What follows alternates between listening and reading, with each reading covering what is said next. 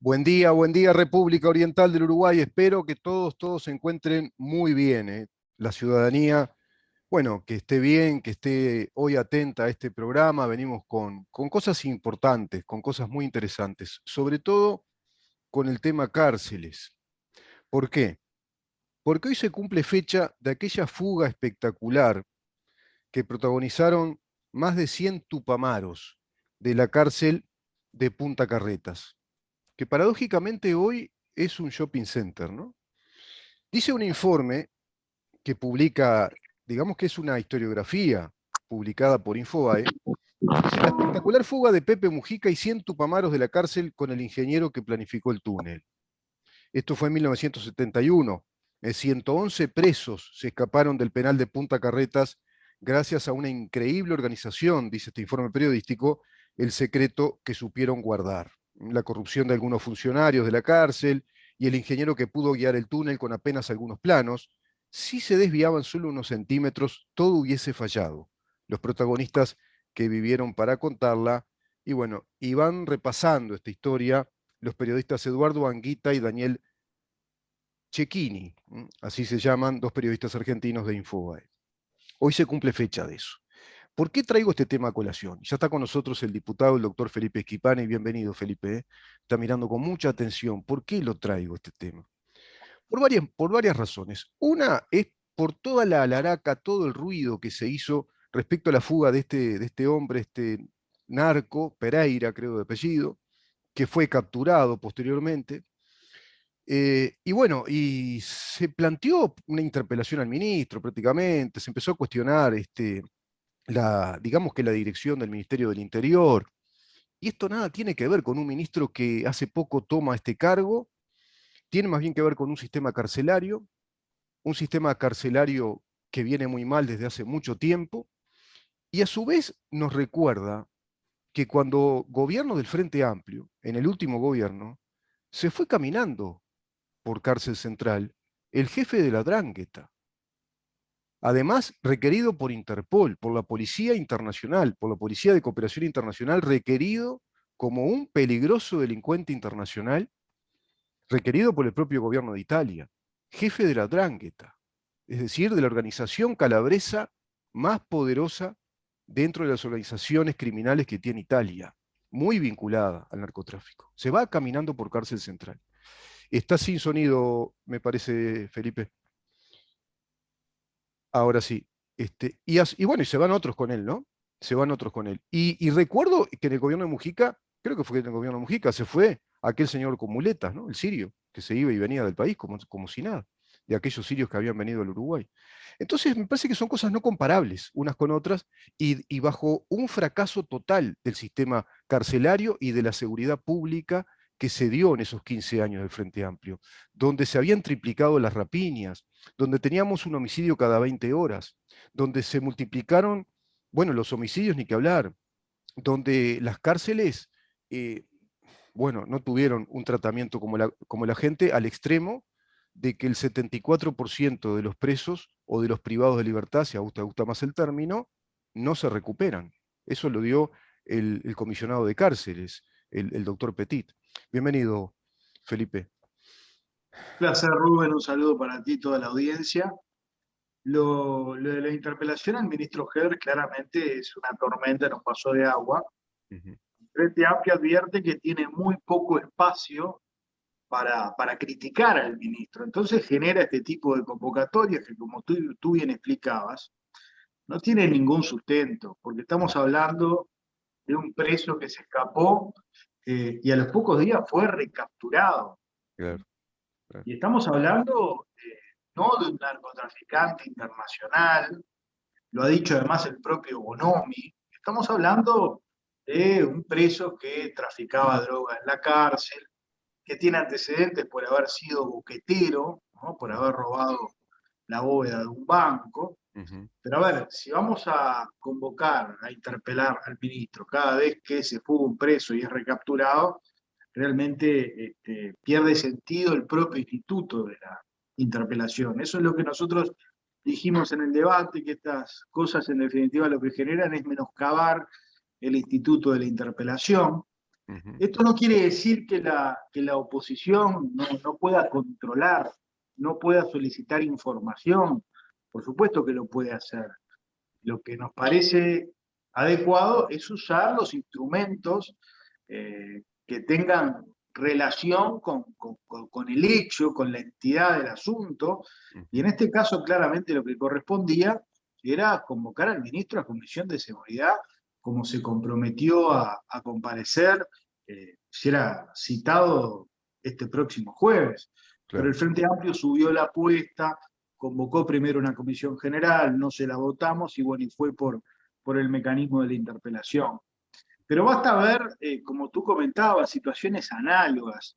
Cuando se fugó Moravito, que ese sí era un narco internacional, como tú decías, jefe de la mafia calabresa, no solo se fugó de cárcel central en una fuga cinematográfica, sino que se fugó del país y nos trajo problemas diplomáticos importantes con Italia, recordarán, Claro. porque había una solicitud de extradición que estaba en proceso y que Ujú. obviamente la fuga de Moravito la frustró. Vaya si le costó al país esa fuga y qué hizo la oposición en aquel entonces que integrábamos los que hoy formamos parte del gobierno. Bueno, hicimos lo que hay que hacer en estos casos, convocar al ministro a que brinde explicaciones en la comisión correspondiente, pero no hacer una interpelación. Ujú. Eh, Más aún cuando el preso fue recapturado a los pocos días. ¿No? Claro. A los pocos días se lo recapturó, de modo que no entiendo qué es lo que hay que eh, responsabilizar al ministro, porque el Instituto de la Interpelación es para responsabilizar políticamente.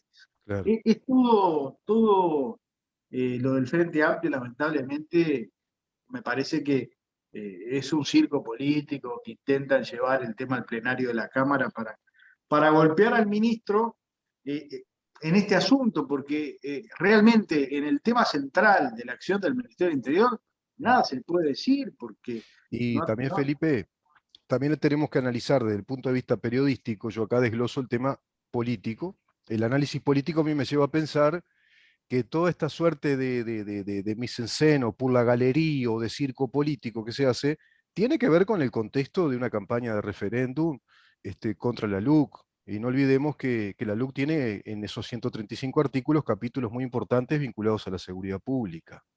Es una manera, pienso yo, interpreto, una manera que el Frente Amplio tiene de, de desprestigiar o de desautorizar a este nuevo gobierno en sus autoridades vinculadas a la seguridad pública. Y además, lamentablemente, con el fallecimiento del doctor Larrañaga, hoy les viene como al pelo esto.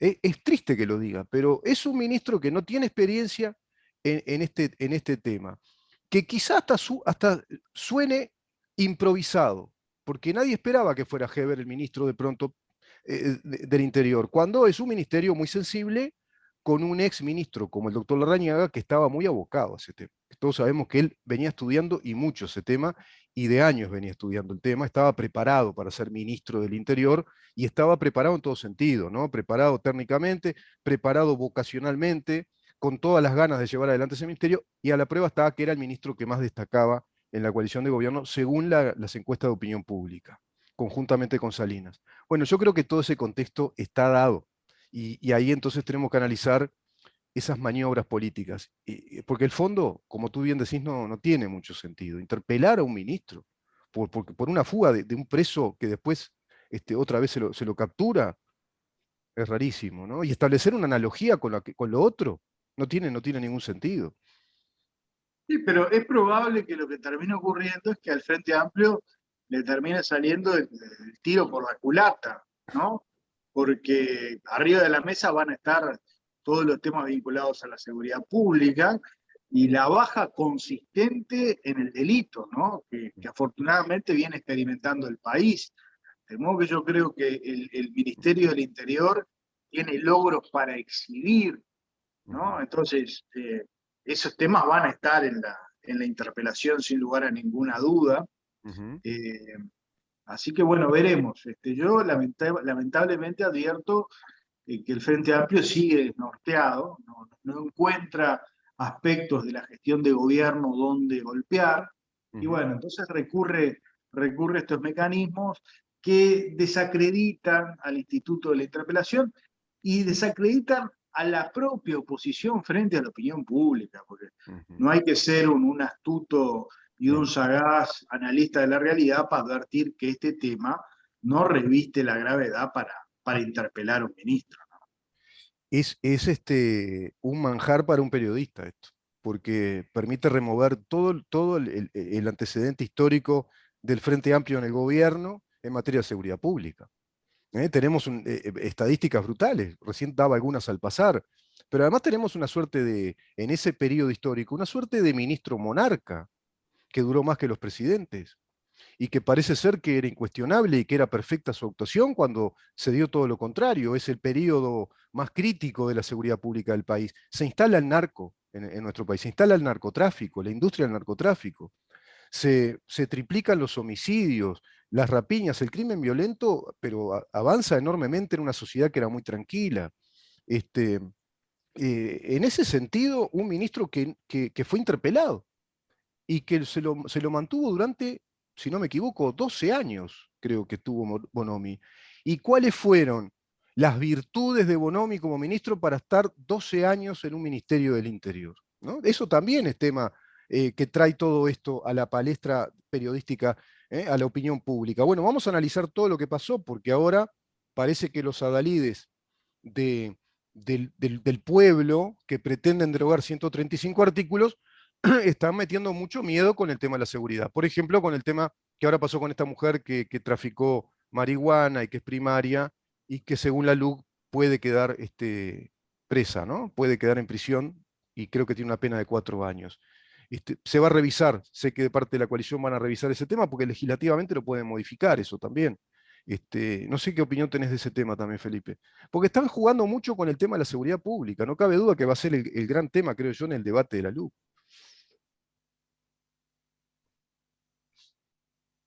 Hola, se, se cortó la comunicación, parecería.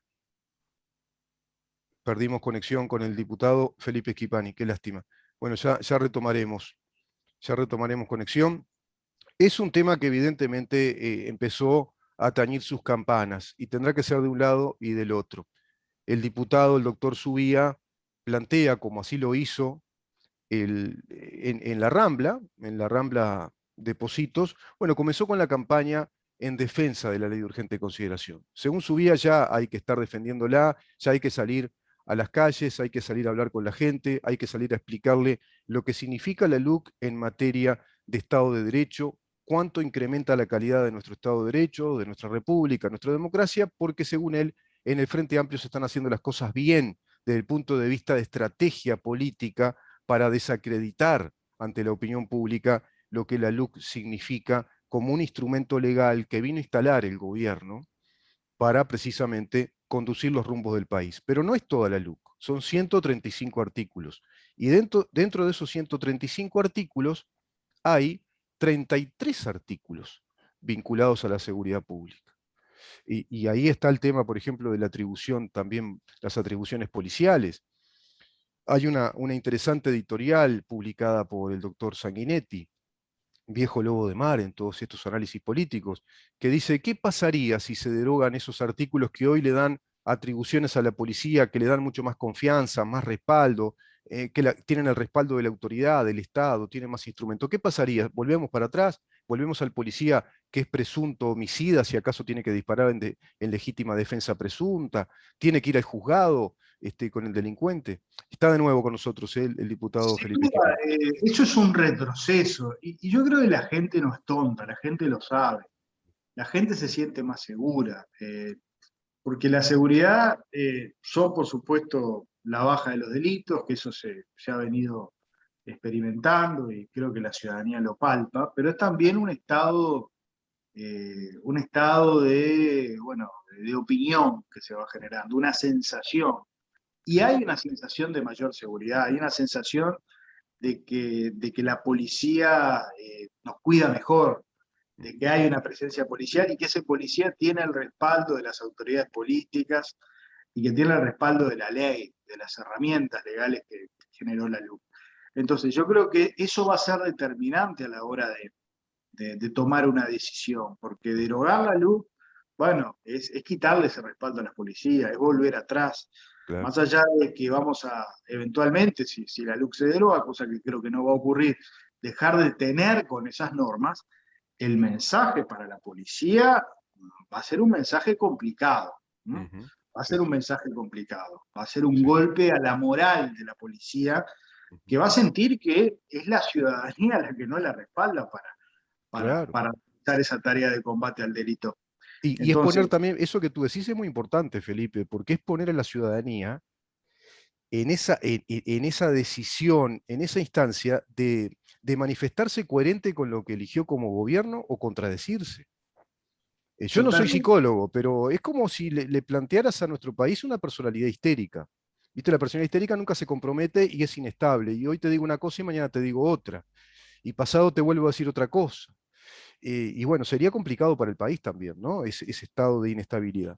totalmente. A ver, está Rubén, están dentro de las reglas de juego, se Ujú, pueden impugnar las leyes. ujú, Por sí, eso, yo confío en la ciudadanía uruguaya, porque no solo en materia de seguridad es volver atrás, es volver a una situación mucho peor de la de atrás.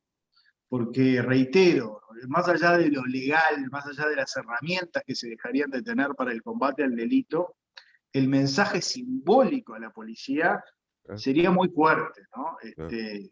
Entonces, yo creo que estas cosas el pueblo uruguayo las conoce, las sabe. Lo mismo en materia de educación, volver a los consejos gobernados por los sindicatos, bueno, es meterle un misil al proceso de reforma educativa que se está iniciando y que quizás en próximas columnas podemos Sí. dialogar, porque me parece que es el gran tema de la pospandemia. Mm, Y bueno, y eso también la LUC es importante en materia educativa. Yo diría que son los dos grandes temas, seguridad y educación, sí. que son los dos grandes temas o han sido los dos grandes temas del país de los últimos años. Sin duda, Felipe, ese es un tema que tenemos que ir abordando. Sí, el tema de la educación que lo venimos tratando contigo y sería ir muy para atrás, ¿no? Volver al cogobierno con los sindicatos, a esos consejos integrados por el FENAPES. Bueno, ese es un tema enorme. Educación es un tema fundamental para el país de ahora en más. Y como bien decís, es tirar un misil al gobierno porque sería desautorizar lo que la gente eligió. Sería desestabilizar un instrumento de gobierno que la gente eligió. Pero sería también ponerla en el riesgo de que se contradiga a sí misma. Y ahí creo que está el juego de esta campaña electoral, si se quiere, post referéndum, pero que también adelanta una campaña electoral, porque lo que está buscando para mí el Frente Amplio es ver qué consenso tiene, qué apoyo tiene en sus propuestas. Y es desmantelar en esa propuesta lo que este gobierno plantea como para conducir el país por otros rumbos, en materia educativa, ni que hablar, en materia de seguridad pública, también es evidente. No cabe duda que es un recurso lícito, no cabe duda. Yo a veces me voy muy al análisis de lo que es la estrategia política que maneja el Frente Amplio. El recurso desde el punto de vista constitucional es totalmente lícito, tienen todo el derecho del mundo de hacerlo, pero es el momento oportuno. Es oportuno aplicar un recurso de esta naturaleza, movilizar a la población, poner en gastos al país, movilizarnos a todos por una ley que fue planteada como promesa electoral y que la gente la votó, sabía que venía esta ley y que se iba a desarrollar y con intensa además actividad parlamentaria, porque tuvo 4 versiones, si no me equivoco, ¿no? Sin duda, bueno, pero el Frente Amplio está en una estrategia de golpear al gobierno. Claramente no está en una actitud de oposición constructiva, está en una estrategia de golpear al gobierno, estrategia que originalmente no era la del Frente Amplio. Aquí quien promovió todo esto fue el PIT-CNT, que después se arrastró al Frente Amplio a apoyar. Y claramente el movimiento de oposición al gobierno lo lidera y lo conduce el PIT-CNT, ¿no? Porque el Frente Amplio está en una situación de acefalía, de falta de liderazgo, hasta el punto que el futuro presidente del Frente Amplio va a ser el hoy presidente del PIT-CNT, Sí, ¿no? sí, sí, Entonces, es así. Y toda además la hay un lógica síntoma. de Viste que funcionamiento sale del el apoyo del gobierno. Partido Comunista también, ¿no? Si el Partido Comunista a través de Castillo apoya, o sea, dentro del Frente Amplio para mí hay un partido muy fuerte que está manejando los piolines, que es el Partido Comunista. Totalmente. A ver, Pereira va a ser el presidente del Frente Amplio porque tiene el apoyo del Partido Comunista, Ah, del MPP, ah. tiene el apoyo de sectores, los sectores astoristas, de Vergara, de la vertiente artiguista, o sea, reunió apoyos muy importantes. Va a terminar siendo el- el presidente del Frente en una estrategia por tratar de cambiar, digamos, el peso político del PIT-CNT al Frente Amplio, ¿no? Hoy, digamos, la conducción de la oposición a este gobierno Ujú. reside en el PIT-CNT. Bueno, con esta estrategia, Pereira pasa a liderar el Frente Amplio y el Frente vuelve a tener la gravitación en la conducción de la oposición al gobierno. Esa es un poco la estrategia, me parece. Sí, sí, puede ser, sí. Coincido con eso. Incluso el mensaje también es ese, ¿no? El mensaje es, demos una imagen de lazos más estrechos entre el PCNT y el Frente Amplio y ya el PCNT por dentro, con esta figura relevante dentro del sindicalismo uruguayo, por dentro del Frente Amplio, ya como presidente del Frente Amplio, ¿no? Para que quede claro que ahí hay un maridaje importante, ¿no? Un matrimonio político muy importante. Felipe, yo no sé si querés agregar algo más a esta columna. Creo que era el tema hoy a tratar por la fecha, pues se cumplía, y bueno, y el tema seguridad no cabe duda que es importante. Y esta fecha, esa fuga de aquellos 111 sediciosos o terroristas en un momento muy oscuro del país, muy particular, con una presidencia complicada de Bordaberry, en el año 71, una presidencia cuestionada, un parlamento que no funcionaba bien, y bueno, se venían momentos muy complicados, ¿no? Sí, bueno, es un hecho histórico que de alguna manera fue el que generó conmoción en aquella época, fue muy poco antes de las elecciones del 71, Sí, ¿no? sí, fue un poquito antes, sí. Sí. Y todavía gobierno de Pacheco, y bueno, y generó un estado de caos en la sociedad uruguaya, pues fue una fuga cinematográfica, Claro. y fue también lo que permitió que los militares empezaran a agarrar terreno, ¿no? Porque después de esa fuga es que se decide convocar a las Fuerzas Armadas para combatir al MLN, porque Ujú. bueno, la policía no daba abasto. O sea que esa fuga en términos históricos es relevante porque fue lo que justificó que los militares salieran a combatir a la guerrilla. Exacto, sí, se mostró un movimiento muy organizado con el cual la policía de aquel entonces no podía, y creo que sí, fue el caldo de cultivo de la intervención militar más fuerte, que después se Bueno, va a conformar las fuerzas conjuntas, incluso me acuerdo de aquellos comunicados de las fuerzas, unidas las tres fuerzas militares, en pos de la defensa nacional, de la soberanía nacional, un momento muy, muy, muy particular del país, ¿no?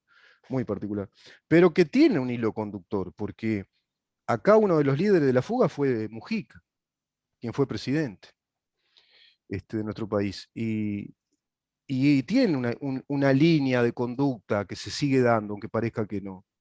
Es la permisividad respecto a la delincuencia, los gobiernos frente amplistas. La primera medida, ¿te acordás que toma el gobierno? Era la suelta de presos. Pasaron varios totalmente. ministros del Interior que no funcionaron, que no daban con la talla de aquel Nobel gobierno frente amplista que tanta expectativa había generado en la población, y venía fracaso tras fracaso, hasta que aparece esa figura de Bonomi, miembro integrante de este movimiento MLN, que hizo esta fuga, por ejemplo, ¿no? Ahí hay un hilo conductor que hay que saber analizar y desentrañar. Y quizá no sea casualidad de que Uruguay se desteje muchísimo en materia de seguridad pública durante esos años. Sí, yo diría que es por una concepción ideológica. Hay una Claro. entrevista muy interesante a un criminólogo el fin de semana en el diario El País, y que da cuenta que el Frente Amplio llegó con esa idea, ¿no? de la criminología marxista, Claro. de que los problemas que llevaban al delito eran problemas económicos y sociales, de que era la pobreza. Entonces, partían de la base de que mejorando la situación económica, bajando los índices de pobreza, iba a mejorar el delito, y nada de eso ocurrió, porque Ujú. está demostrado de que el delito no está determinado por la pobreza, este, ni mucho menos lo que entendían los criminólogos marxistas, de que todo era culpa del capitalismo. Entonces, cuando lleguemos a la sociedad comunista se va a acabar el delito porque el capitalismo es el que genera esas inequidades. Bueno, todo un rollo Ujú, ideológico que ha quedado absolutamente denostado por los hechos. ujú. Entonces, ese es el prejuicio ideológico con el que el Frente Amplio condujo la seguridad del país. Y bueno, y los resultados están a la vista. El problema que está teniendo el Frente Amplio es que advierte que en 15 meses se ha hecho lo que ellos no han podido hacer en 15 años, que es bajar drásticamente el número del delito. Claro. ¿No? Entonces, hay una sensación de impotencia, sin duda, que genera reacciones destempladas como estas de convocar a Heber por un motivo absolutamente que no amerita un llamado Sí, así. de mera estrategia política, ¿no? Pero claro, ese rollo que tú decís, ese rollo marxista quiere volver. Ojo que ese rollo quiere volver y por eso quiere desmantelar todos estos institutos de la seguridad pública que plantea la ley de urgente consideración. Cuando hay mucha cosa que arreglar todavía, muchísimo. Por ejemplo, el sistema carcelario. Nunca, Sin nunca hicieron duda, caso de lo que reclamaban, ¿no?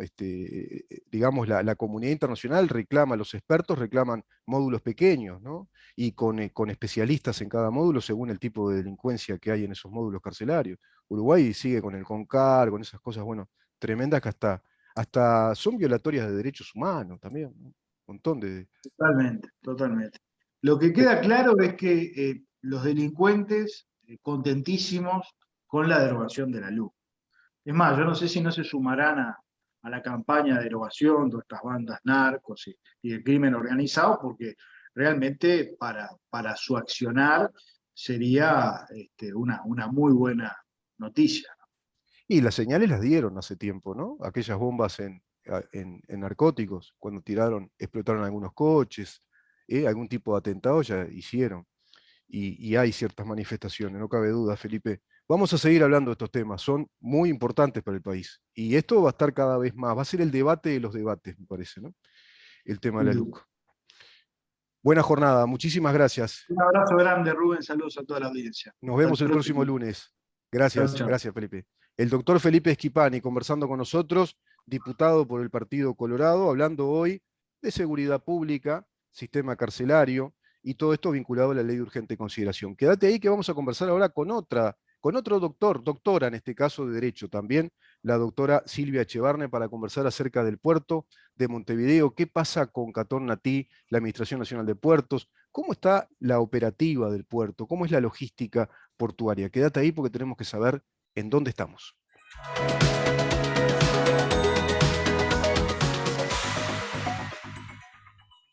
En